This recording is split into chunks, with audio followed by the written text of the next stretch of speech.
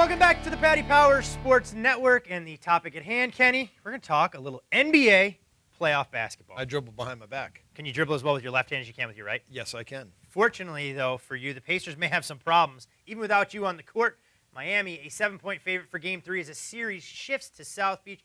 Total in this game, 182. But before we break down what we've seen already in this series, Kenny, let's talk about Paul George, his status for this game. Highly questionable with the concussion. If he's in the lineup, obviously this is the number. If he's not in, how high does his price go? Yeah, Paul George, one of the top really elite NBA players in the league right now, averaging over 20 a game, averaging close to 7 rebounds, 4 assists. He's a box score stuffer. Without George on the court, it's going to be a 3-point drop-off in my power ratings. Has not reflected in the line so far, but I think you'll see this line go up if George is out. And the possibility of him being out is probably about 50-50 right now. Yeah, he's got the concussion test coming up at the time we were shooting this video, so it'll be interesting to see if they can insert him in the lineup.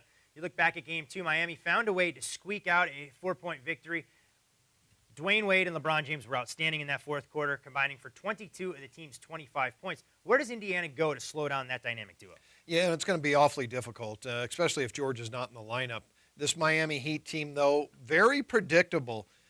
They play when they need to play, and it's amazing. Game 1, they felt, well, you know what, hey, we're on their home court. They acted like they were going to come out and play hard, but it didn't seem like they did. Game 2, obviously, they put that A game together. I think coming back home, they do not want to lose the home court advantage now, even though maybe in the back of their minds, they feel like they can beat Indiana at Indiana anytime they want. Pacers, 5 guys in double figures in that Game 2 loss, and you look at the way Indiana has been, they've actually been better against the number away from home, 5-0 against the spread so far this postseason. When you look at this game and you try and figure out how the game is going to go in terms of a flow standpoint, defensive intensity get ratcheted up with so much at stake, at least for the Pacers, to try and steal Game 3? Well, that's their strength. They are the #1 defensive team in the NBA in effective field goal percentage and field goal percentage. And when you mentioned that they are 5-0 on the road, that did come against Atlanta and Washington. Remember, I talk a lot about home court advantage being an average number. Well, there was really no home court advantage for Atlanta or Washington, but there will be in South Beach for Miami. That's been already added into the line, and they are going to be the dog, and it's going to be a tough struggle for them, I think. When you look at this game, side or total offer any value with so many questions surrounding Paul George at this time? Well, I'm under in the basketball game, and if Paul George doesn't play, I think that makes it that much better of an under. And with live wagering, you have opportunities to actually try to middle it because the first 3 quarters could be very low. Fourth quarter, you never know what happens if Miami's got a huge lead. Definitely some great opportunities to be available to you, especially if you figure the Pacers come out a little bit quick playing inspired basketball without their superstar. Well, they may be able to play inspired, but a team that clearly hasn't been inspired through the first 2 games of their series, Oklahoma City facing a 2-0 series deficit as it shifts back to OKC. You're looking at the Thunder, a 2-point favorite for Game 3, total of 208. Kenny, let's start with the number. I was shocked personally to see Oklahoma City even open as a favorite, given what we've seen over the first 96 minutes. And I agree, and I can go back to home court advantage. When the visitor is the better basketball team, you really can't give home court advantage. And Popovich knows really the series never starts till the visitor wins. He has done what he's supposed to done so far, won the first 2 games. Now he's got to get one on the road. So, and I think for San Antonio, obviously, they got so much depth, but they still would like to rest their older starters. And now we talk about trends being a valuable handicapping tool if it's a large enough sample size.